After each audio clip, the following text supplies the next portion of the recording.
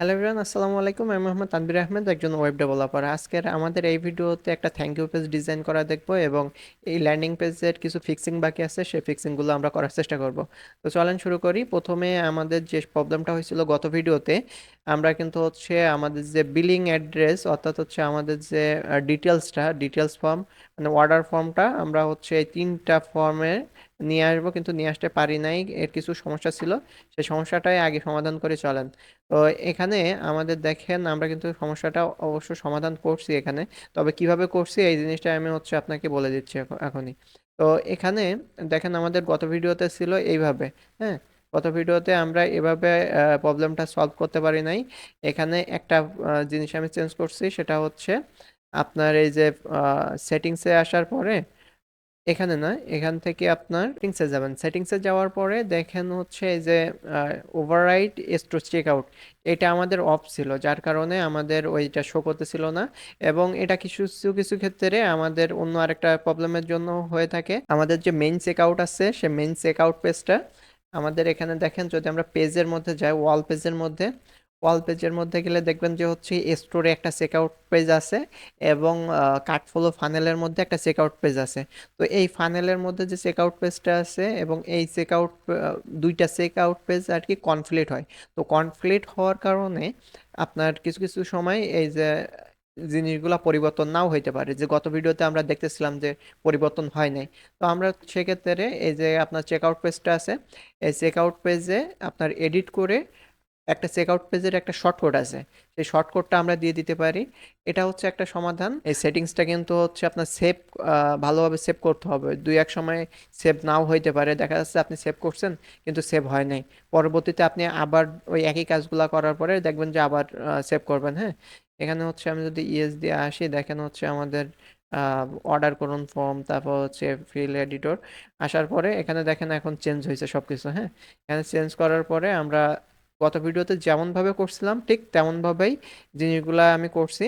করার পরে just save করছি, সেভ করার পরে জিনিসটা আপনার ফিক্স হয়ে গেছে। ঠিক আছে, তো এরপরে আমাদের যে পেজটা আছে থ্যাংক ইউ পেজ, এই থ্যাংক ইউ পেজটা আজকে ডিজাইন করে দেখাবো। তো চলেন, থ্যাংক ইউ পেজটা ডিজাইন করার জন্য আমাদের যে কাজটা করতে হবে, এই যে এডিট স্টেপ আছে, এডিট স্টেপে আমি নতুন একটা ট্যাবে ওপেন করে নিচ্ছি এবং এটা এডিটর, মানে এলিমেন্টরের যে এডিটর প্যানেলটা আছে ওইটাই এখন ওপেন হবে। ওপেন হওয়ার পরে আমরা আগের মতো করে থ্যাংক ইউ পেজটা ডিজাইন করব। তবে থ্যাংক ইউ পেজটা ডিজাইন করার সময় আমরা যে থ্যাংক ইউ পেজের যে অর্ডার ইনফরমেশান, সেই অর্ডার ইনফরমেশানটা আমরা এখানে নিয়ে আসবো এবং ইনফরমেশানগুলো নিয়ে আসার পরে আমরা ডিজাইনগুলো কমপ্লিট করব।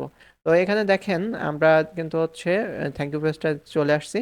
এখন আগের মতোই আমরা একই কাজ করে নেব। এখানে দেখেন পাশ দিয়ে একটা গ্যাপ আছে, তো এই গ্যাপটাকে আপনার রিমুভ করার জন্য আমরা সেটিংসে ক্লিক করব। সেটিংসে ক্লিক করার পরে দেখেন কার্টফলো বক্সড আছে, আমরা এখান থেকে বক্স না দিয়ে আমরা টেমপ্লেট ফর পেজ বিল্ডার্স এটা দিয়ে দিব আর টাইটেলটা হাইড করে দিব। আচ্ছা, তো দেখেন আমাদের গ্যাপটা চলে গেছে। এখন আমরা ডিজাইন করতে পারবো, তার জন্য আমাদের একটা কন্টেনার নিতে হবে। আমরা চাইলে এখান থেকে ড্র্যাগ করে নিতে পারি অথবা এখান থেকে ফ্লেক্স বক্স কন্টেনার একটা নিতে পারি। নেওয়ার পরে আমরা এখানে ডিজাইনটা করব। তো আমাদের এখানে কোন উইজেটটা নিয়ে আসতে হবে, আমাদের এখানে অর্ডার ডিটেলস, মানে অর্ডার লিখে সার্চ করলে অর্ডার, এই যে দেখেন অর্ডার ডিটেলস ফর্ম। ঠিক আছে, অর্ডার ডিটেলস ফর্মটা আমরা এখানে নিয়ে ছেড়ে দেব। তাইলে কি হবে, এখানে অর্ডার ডিটেলসের যে আপনার ইনফরমেশনগুলো আছে, সেই ইনফরমেশনগুলো এখানে শো করবে। তবে এখানে কোনো কমপ্লিট মানে প্রসেসিং অর্ডার নাই, যার কারণে ডেটাগুলো দেখাচ্ছে না। তো এই সমস্যাটা আমরা সমাধান করব কিভাবে, আমাদের ওয়েবসাইটে আমরা নিজেরাই একটা অর্ডার দেব, দেওয়ার পরে এই ডেটাগুলো আসবে। তো ডেটাগুলো আসার পরে আমরা এটা সলভ করব। ঠিক আছে, তো চলেন একটা অর্ডার দেই। আপনার এখান থেকে নিজেদের ইনফরমেশন দিয়ে একটা অর্ডার দেবো। জাস্ট অর্ডার দেওয়ার জন্য আমরা এখানে নাম দিলাম, নাম দেওয়ার পরে আপনার ঠিকানা দিলাম। ওকে, ঠিকানা দিলাম, একটা ফোন নাম্বার দিলাম, দেওয়ার পরে অর্ডার করলাম। ঠিক আছে, তো অর্ডারটা আপনার ইনভ্যালিড পেমেন্ট মেথড দেখাচ্ছে। আমাদের এখন পেমেন্ট মেথডটা সেট করে নিতে হবে, কারণ আমরা কোনো পেমেন্ট মেথড সেট করি নাই, যার কারণে এটা হয় নাই। তো আমরা এখন হচ্ছে ক্যাশ অন ডেলিভারি যে মেথডটা আছে সেই মেথডটা আমরা হচ্ছে এখানে অ্যাপ্লাই করব। তো চলেন পেমেন্ট মেথডটা সেট করে ফেলাই। পেমেন্ট মেথড সেট করার জন্য আমাদের যাইতে হবে উকমার্সে। উকমার্সে যাওয়ার পরে আমাদের যাইতে হবে সেটিংসে। তো আমরা উকমার্স থেকে সেটিংসে গেলাম। যাওয়ার পরে আমাদের যাইতে হবে আপনার কমার্সের যে পেমেন্ট অপশান আছে সেই পেমেন্ট অপশানের মধ্যে যাইতে হবে। এখানে দেখানো হচ্ছে পেমেন্ট। তো পেমেন্ট অপশানে আমরা চলে আসবো। আসার পরে আমরা হচ্ছে এখান থেকে পেমেন্ট মেথডটা সিলেক্ট করে দেবো, অর্থাৎ আমাদের যে ক্যাশ অন ডেলিভারি যে মেথডটা আছে সেটা সিলেক্ট করে দেবো। এবং আপনি কিভাবে আপনার ম্যানুয়ালি বিকাশ নগদ রকেটের মাধ্যমে পেমেন্ট রিসিভ করতে পারেন সেই জিনিসটাও আমরা হচ্ছে এই ভিডিওর লাস্টে দেখাবো ইনশাল্লাহ। তো চলেন আমরা হচ্ছে প্রথমে অফলাইন পেমেন্টসের মধ্যে যাই। অফলাইন পেমেন্টসের মধ্যে যাওয়ার পরে ক্যাশ অন ডেলিভারিতে আমরা হচ্ছে এটা করব, ক্যাশ অন ডেলিভারিটা ইনেবল করে দেবো। এখানে দেখেন ইনেবল করা নাই ক্যাশ অন ডেলিভারি। আমরা জাস্ট এখান থেকে ইনেবলে ক্লিক করলাম, তাহলে ক্যাশ অন ডেলিভারিটা ইনেবল হয়ে যাবে। ইনেবল হয়ে যাওয়ার পরে তারপরেও আমাদের একটা প্রবলেম দেখাবে, সেই প্রবলেমের সলিউশনটার জন্য অলরেডি আমি ভিডিও করে রেখেছি। এই ভিডিওর পরপরই আমি সেই ভিডিওটা আপলোড করবো ইনশাল্লাহ, সমস্যা নেই। দেখেন হচ্ছে এখানে ইনেবল হয়ে গেছে ক্যাশ অন ডেলিভারি। এখান থেকে আপনি চাইলে টাইটেলটা চেঞ্জ করে দিতে পারেন, তারপরে হচ্ছে ডিসক্রিপশনটা চাইলে চেঞ্জ করে দিতে পারেন, ঠিক আছে। দেওয়ার পরে হচ্ছে জাস্ট এখানে সেভ করে দিবেন, এখানে অটোমেটিক সেভ হয়ে গেছে আমাদের। তো আমরা এখন এখান থেকে জাস্ট একটা রিফ্রেশ দেবো। রিফ্রেশ দেওয়ার পরে আবার ওই অর্ডারটা আমরা হচ্ছে দেবো। তাহলে কি হবে, আমাদের আরেকটা ইরোর আসবে। আরেকটা ইরোর, সেই ইরোরটা কিভাবে সলভ করব এটার পরের ভিডিওতে কিন্তু আমরা দেখাইছি অলরেডি, হ্যাঁ। কিন্তু আমাদের অর্ডার যাবে, কিন্তু অর্ডারটা আমাদের এখান থেকে রিডাইরেক্ট হয়ে থ্যাংক ইউ পেজে যাবে না, কারণ আমাদের থ্যাংক ইউ পেজটা এখনো তৈরি করা হয়নি, ঠিক আছে। তো সেক্ষেত্রে আমাদের একটা ইরোর আসবে। তো ভয় পাওয়ার কোনো কিছু নাই, আপনি হচ্ছে এটা ইজিলি সলভ করতে পারবেন। এবার আমরা হচ্ছে অর্ডার দিলাম, আবার অর্ডার নাও, অর্ডার করুন বাটনে ক্লিক করলাম। অর্ডার নাও বাটনে ক্লিক করলে দেখবেন যে এখন আরেকটা ইউরো আসবে, কিন্তু আমাদের ব্যাক এন্ডে অর্ডার যাবে, ঠিক আছে। তো এখানে একটুখানি সময় নিতে পারে। আচ্ছা আমরা একটু ব্যাক এন্ডে চেক করি, ব্যাক এন্ডে অর্ডারের মধ্যে যাই, অর্ডারের মধ্যে গিয়ে দেখি যে কোনো অর্ডার আসছে কিনা, ঠিক আছে।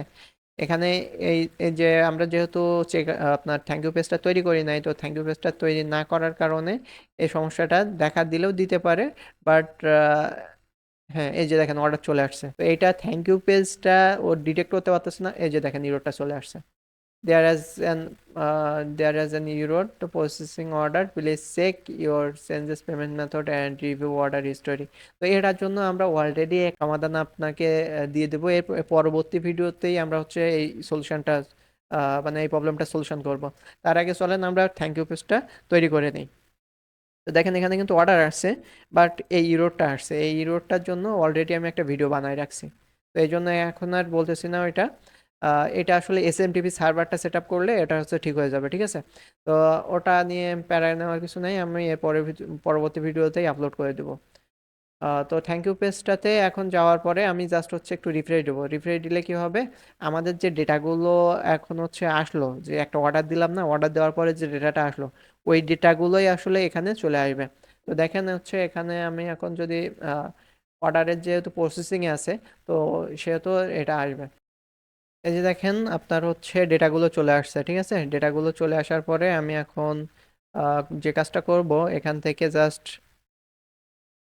আমার মতো করে এখন আমি ডিজাইন করতে পারবো। এখানে দেখেন হচ্ছে thank you, your order has been received. আমরা এখান থেকে চাইলে আমাদের আপনার অর্ডারটা আমরা পেয়েছি, অর্ডার করার জন্য ধন্যবাদ। এখন দেখেন আমি কিন্তু হচ্ছে এই টেক্সটটা চেঞ্জ করে দিয়েছি। দেখেন অর্ডার করার জন্য ধন্যবাদ, আপনার অর্ডারটা আমরা পেয়েছি, ঠিক আছে। আপনার মতো করে আপনি এই টেক্সটটা পরিবর্তন করে দিতে পারবেন। এরপরে হচ্ছে এই যে কালারগুলো চেঞ্জ করতে পারবেন, এই যে আপনার স্টাইলটাও আপনি চাইলে চেঞ্জ করতে পারবেন। এখানে লেআউট দেখেন একটা লেআউট আছে, মানে আপনি হচ্ছে দুই নম্বর লেআউট যদি মডার্ন লেআউট দেয় তাহলে হচ্ছে এটা কিন্তু চেঞ্জ হয়ে যাবে। এখানে দুইটা লেআউট, আপনি হচ্ছে চাইলে দুইটা লেআউট আপনি হচ্ছে এই জিনিসটা পরিবর্তন করতে পারবেন। এটা দেখেন এই একটা লেআউট এবং এই আর একটা লেআউট, মানে হচ্ছে দুইটা ডিজাইন। এই দুইটা ডিজাইনের মাধ্যমেই আপনি হচ্ছে অর্ডারটা নিতে পারবেন। আর এখানে কিন্তু আপনি অন্য সকল উইজেটগুলোকে ব্যবহার করতে পারবেন। ধরেন আমরা যদি এখন একটা কন্টেনার নেই, উপরে উপরে একটা কন্টেনার নিলাম, এবং কন্টেনার নেওয়ার পরে, অথবা কন্টেনার বা আমি উপরে একটা সেকশন নেই, তাইলে আপনার হচ্ছে ডিজাইনটা সুন্দর হবে। একটা সেকশন নিলাম উপরে, হ্যাঁ। নেওয়ার পরে আমি জাস্ট হচ্ছে এইটাকে ধরলাম, 6 ডটে ক্লিক করলাম। ক্লিক করার পরে একটা ডিভাইডার দেবো এখানে, শেপ ডিভাইডার। ধরেন এখানে একটা শেপ ডিভাইডার দিলাম। শেপ ডিভাইডারের কালারটা চেঞ্জ করে দিলাম, ধরেন এখানে যে কোনো একটা কালার দিলাম, হ্যাঁ। তারপরে এভাবে আমরা চাইলে কিন্তু এই জিনিসগুলা কিন্তু আপনার খুব সহজেই ডিজাইন করে ফেলতে পারি, ঠিক আছে। এই যে দেখেন, এই জিনিসগুলো কিন্তু খুবই ইজি, এবং খুব আপনি সহজে এই জিনিসগুলো কিন্তু আপনি পরিবর্তন করতে পারবেন। এটাই মূলত হচ্ছে আপনার থ্যাংক ইউ পেজ ডিজাইন করার প্রসেস। এই জিনিসগুলো কিন্তু আমরা গত ভিডিওগুলোতেও দেখছিলাম, যার কারণে আর খুব বেশি একটা আলোচনা করতেছি না। এখানে আপনাকে একটা ইনফরমেশন দেয়, আপনি যখন থ্যাংক ইউ পেজ ডিজাইন করবেন তখন অবশ্যই আপনার যে পরিকল্পনাটা আছে, আপনি চাইলে এখানে আরেকটা হচ্ছে আপনার আপসেল প্রোডাক্ট লিঙ্ক দিতে পারেন, যদি আপনার প্রোডাক্ট দুইটা হয়। আবার এখানে চাইলে আপনি কোনো একটা গ্রুপের লিঙ্ক, বা হচ্ছে আপনার ফেসবুকে পেজের লিঙ্ক, বা আপনার কাস্টমার এর পরবর্তীতে কি করবে, তার পরবর্তী অ্যাকশন কি হবে, সেই জিনিসটা খুব সহজেই আপনি হচ্ছে ডিজাইন করে ফেলতে পারেন এই থ্যাংক ইউ পেজের মধ্যে। তো এটাই ছিল মূলত থ্যাংক ইউ পেজ, এবং আমাদের যে চেক আউট ফর্মের যে একটা সমস্যা ছিল, এই যে দুইটা প্রবলেম হচ্ছে আমরা সলভ করলাম। এবং এই প্রবলেমটা নিয়ে আমরা পরবর্তী ভিডিওতে আপনার দেখাবো। এখান থেকে আবার কিছু কিছু ক্ষেত্রে এই প্রবলেমটা কিন্তু নাও আসতে পারে, হ্যাঁ। আমি যে প্রবলেমটা ফেস করতেছি এখানে, এই প্রবলেমটা নাও আসতে পারে। এরপরে হচ্ছে আমাদের যে পেমেন্ট মেথড আমরা তো এখানে দেখলাম যে ক্যাশ অন ডেলিভারি, এখন আমরা ম্যানুয়াল পেমেন্ট, যেটা বিকাশ, নগদ, রকেট, এইটা কিভাবে সেট আপ করবো, এটার জন্য আমাদের একটা প্লাগইন ইনস্টল করতে হবে। তো আমরা অ্যাড নিউ প্লাগইনে ক্লিক করলাম। অ্যাড নিউ প্লাগইনে ক্লিক করার পরে আমাদের এখানে সার্চ করব যে আপনার বিকাশ লিখে সার্চ করব, এখানে প্লাগইন, সার্চ প্লাগইন বিকাশ,